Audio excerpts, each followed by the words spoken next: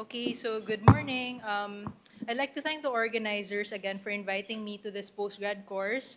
I'm actually very nervous to deliver this course because I don't have any background or master's in ethics, but my topic is really to come in with a perspective as a young ophthalmologist, and my topic is to build how to build your practice while avoiding conflicts of interest. So again, this is also based from my personal experience, but I don't think I'm already at the point where I'm very successful that I'm the best one to give this lecture. So um, allow me to start.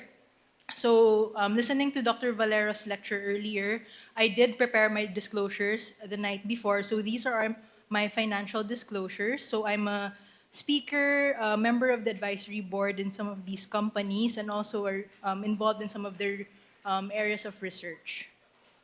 So before I begin, I'd like to ask everyone to think about your own definition of success in your respective careers as ophthalmologists. So I'm sure it will be very different for everyone. So one possible definition could be for young ophthalmologists, right? It's financial freedom, the freedom to buy a nice house or to rent a nice house, to travel anytime in class, and to buy anything you want without the guilt in the end. It's also the reason why this is very important to know our own definition of success. Because when we're building our careers, it's important that we know the driver for potential conflicts of interest in our practice. If, for example, I wanted to buy this beautiful bag, then it may consciously or subconsciously influence my clinical decisions to maximize financial return over my patient's best interest. And so the first step I believe in managing COI as you build your practice as a young ophthalmologist is to have that awareness of your own personal interests and goals, and what these are will depend on where you are in your career. So, according to Donald Super, there are 5 stages in career development, each with its own focus, activities, and goals. The first stage is growth from 0 to 14 years old, when we begin to understand who we are and the different work roles. Activities include role playing, and I'm sure some of you have already played being a doctor and having that doctor set in your homes, and aspiring to certain jobs with family and media as our main influencers. And the goal of this stage is to build awareness and values around work. Now, the second stage is exploration from 15 to 24 years old. This is when we start to explore career options and decide what we want to be. And this stage heavily involves our pre med and medical training. And some of us at this stage may not necessarily know that we want to be in ophthalmology. And this is also where some of our friends take a year off to try some other interests. Now, the third stage is establishment from 15 to 24 years old. And I think this is where most young ophthalmologists are. And by this time, this is from 25 to 44 years old, rather. And by this time, we would be in ophtha residency and taking up fellowship for subspecialty training. And this also covers the early years of building your practice after training. The fourth stage is maintenance from 45 to 64 years old, where the focus shifts to maintaining your expertise and staying relevant. Activities include learning new skills, going into mentoring, with the goal of sustaining career achievements and preventing stagnation. And the fifth stage is disengagement, beginning 65 years old and above, where the focus becomes a gradual shift from workforce and transitioning into retirement. And activities at this stage include planning retirement, consulting, shifting focus to other life roles or leisure. And the goal here is to prepare for and adjust your life after work. So again, for the young ophthalmologists in this room, let's dissect the stage of establishment even more. And how do we build success while avoiding conflicts of interest in this stage where the goal focus, if you see here, is to build our reputation and gain stability.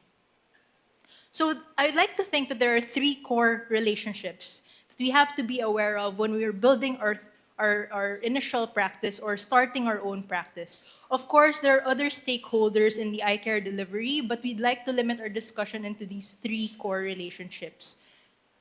It's also important to note the 3 core relationships are actually overlapping, and these relationships will influence your behavior and choices as an ophthalmologist. So to start, our duty to our patients was highlighted in the first lecture this morning. And if you are building a practice in ophthalmology, this is where you should concentrate on. So why and how can we cultivate this core relationship? Studies have repeatedly shown that the strongest foundation for a thriving ophthalmic practice is our relationship with patients. And the best way to grow your practice is still by word of mouth. Continuously striving to deliver excellent patient outcomes and improving patient experiences will create loyalty and referrals. And the way to generate excellent patient experience is to take a patient centered approach. And this is done by putting, again, the patient's interest above your own personal secondary interests. Thus, the importance of identifying and managing conflict of interest as early in your career. I also include here the role of your healthcare staff, our secretaries, our techs, our nurses, in the patient experience because happy staff correlates to happy patients. So think about this and apply this in your own clinics. The next core relationship in building a thriving practice is our relationship with our colleagues, which, although often neglected, actually begins in the first year of residency. And I always tell our residents that apart from acquiring knowledge and skills in residency, your training should involve cultivating a good working relationship with co-residents and consultants within and outside your institution. So, to advance your career, it's important to recognize the role of our peers, mentors, and consultants. And to be successful, you have to earn their respect and develop credibility. And this will allow you to build a strong referral network, which is also one way of getting patients aside from direct patient referrals.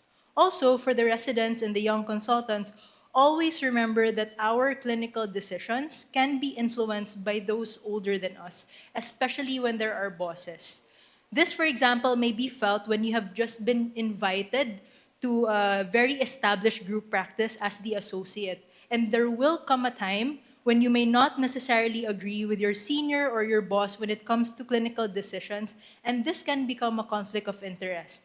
So at the end of the day, this scenario can be resolved if you do what is best for your patient. The third core relationship that we need to consider in building an ophthalmic practice is industry. And this has been heavily discussed this morning. So for young ophthalmologists, now that we know how partnership with industry can potentially be a source of conflict of interest, which again, if not managed properly, can destroy, number one, patient trust, and can also destroy or erode your credibility with peers, should we just abstain completely from industry ties to avoid the noise? So, in my experience, one of the fastest ways to grow your practice is through industry collaboration. I was actually fortunate enough to gain opportunities for industry partnerships and after fellowship, most of which I still continue to hold now in my early career. And partnering with industry has several benefits, including innovation, education, and improved patient care. So, more specifically, we can see that it can benefit physicians because we gain early access to new technologies, devices, and medications, allowing us to stay at the forefront of clinical practice. So if you just joined a hospital or a group practice and you don't know how else to contribute, as a young ophthalmologist, this is one way for you to expand your knowledge and skill and bring something new at the table. And that's how you secure your place in that growing and thriving practice. Also, it also increases professional development and can provide opportunities again for leadership growth. And also, industry sponsored conferences, courses, and advisory boards offer learning experiences and insights into new ophthalmic tools and treatments.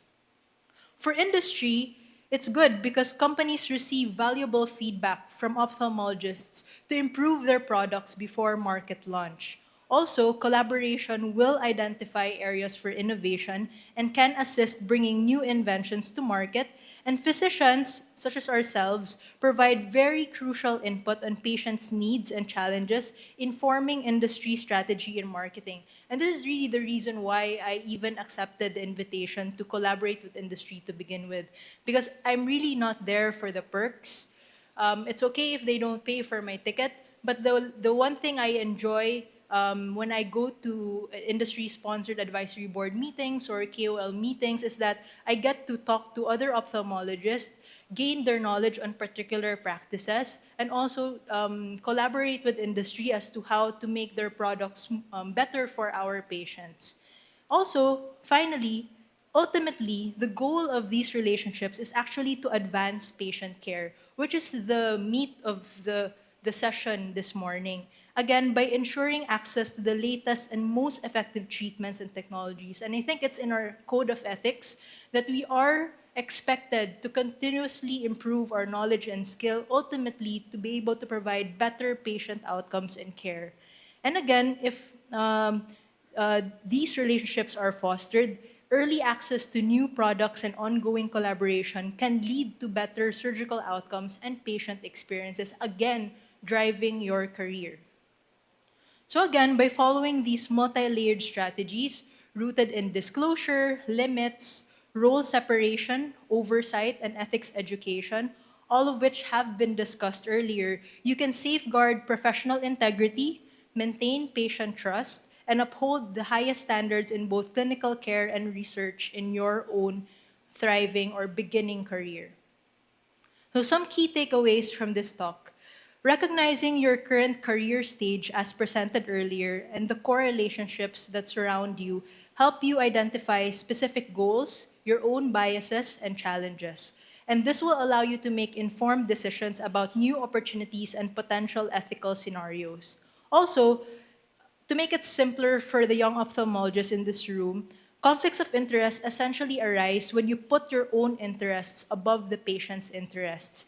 And we all have to know when we're starting in our career, investing in patient centered care still remains to be the best foundation for an ophthalmic practice that eventually becomes successful. And it also is your best defense against conflict of interest when building your career.